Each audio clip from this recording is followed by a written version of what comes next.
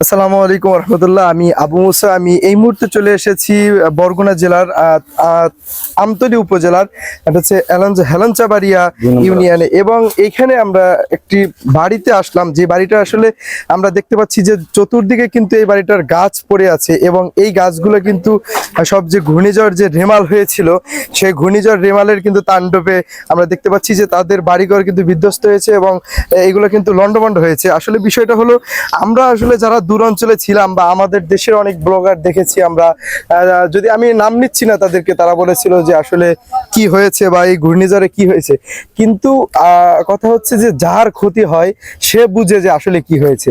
আমরা যে বাড়িটির সামনে দাঁড়িয়ে আছি, দেখেন যে ঘূর্ণিঝড় কিন্তু চলে গিয়েছে প্রায় 20 দিন, তারপরেও কিন্তু তাদের বাড়িঘরের আজকে এই অবস্থা, এবং তারা কিন্তু এরকম ঝুঁকিপূর্ণ বাড়িতে বসবাস করতেন, এবং এই যে আজকে 20 দিন পরে কিন্তু তারা হচ্ছে গাছ সরানোর ব্যবস্থা করতেছে এবং কিন্তু গাছ কাটতেছে।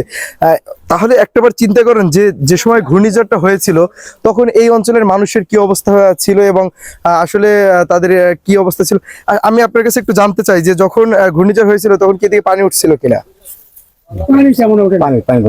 পানি উঠে নাই, বাতাস হয়েছে এবং গাছপালা পড়ে মানুষের বাড়িঘরের ক্ষয়ক্ষতি হয়েছে, তাই তো? যেমন আমাদের কিন্তু যে আমরা জানি যে সিলেটে বন্যা হয়, আসলে সিলেটের বন্যাটা হয় কিভাবে আমরা সবাই জানি, যে ইন্ডিয়া থেকে যে পানিগুলো আসে, পানিগুলো আসার পরে আর যাইতে পারে না, যার কারণে মানুষ ডুবে যায়, এবং যে মানুষের যে ত্রাণগুলো দেখি বা হচ্ছে সহায়তাগুলো দেখি সব কিন্তু সিলেটেই যায়। কিন্তু আমাদের যে নিম্ন অঞ্চল বা এই যে মানুষের বাড়িঘর হারাচ্ছে, গাছ এবং অনেকের হচ্ছে সম্পত্তি হারাচ্ছে, আসলে আমরা কিন্তু এইদিকে দেখি না বা এইদিকে কিন্তু কেউ আসেও না। এই জন্য কিন্তু আমরা যে এইদিকে দেখতে পাচ্ছি যে অনেক মানুষের কিন্তু ঘরবাড়ি ভেঙে গেছে। আসলে আমি এগুলো তুলে ধরার চেষ্টা করব, যেহেতু ঘূর্ণিঝড় কিন্তু চলে গেছে, এখন 20 দিন হয়ে গেছে, তারপরেও দেখতে পাচ্ছি যে আমরা মানুষের যে ঘরবাড়ির কি অবস্থা, এবং এই যে দেখেন যে একেবারে কিন্তু তাদের ঘরটা বিধ্বস্ত অবস্থায় কিন্তু রয়ে গেছে, এবং এইটা সম্ভবত রান্নাঘর, তাই তো, যেখান থেকে গাছটা সরাচ্ছে এটা রান্নাঘর। বড় ঘর, শালঘর।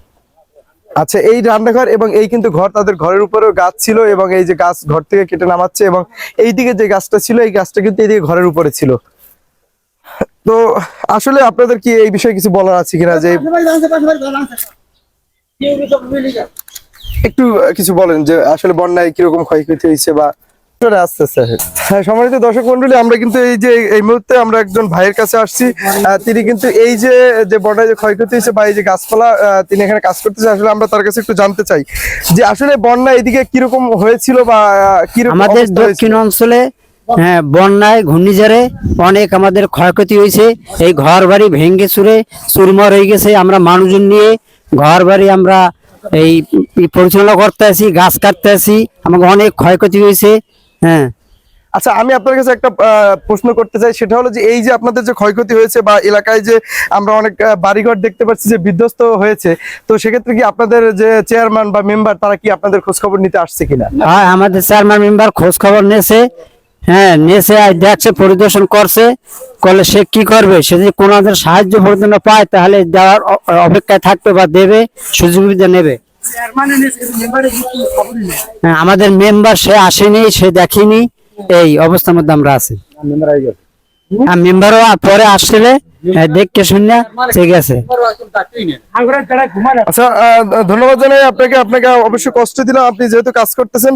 আসলে এই এলাকায় যারা অবশ্যই দায়িত্বে আছেন, যেমন চেয়ারম্যান যারা আছেন, মেম্বার যারা আছেন, অবশ্যই আমি তাদেরকে সকলকে আহ্বান করব যে যারা বিধ্বস্ত হয়েছে বন্যায় বা যাদের ক্ষতিগ্রস্ত হয়েছে তাদের পাশে দাঁড়ানোর জন্য। এবং আসলে আমরা যদি এই বিষয়গুলো না ধরি, যেমন মানুষ কিন্তু বলে যে সিলেটে বন্যা হলে সিলেটে ক্ষতিগ্রস্ত হয়, আসলে কিন্তু বরিশালে যে এত বড় একটা বন্যা হয়েছে, আমি মনে করি যে এই যে বন্যাটা হয়েছে, যেটা হলো 2007 সালের পরে, সিডারের পরে, কিন্তু এইটাই অনেক বড় একটা বন্যা। এবং আসলে এই বন্যায় 2007 সালের মতো কিন্তু ওইরকম ভাবে মানুষ যদিও মারা যায়নি, তবে মানুষের কিন্তু ক্ষতিগ্রস্ত হয়েছে। মানুষের হচ্ছে গরু বাছুর এবং ঘরবাড়ি অনেক বিধ্বস্ত হয়েছে।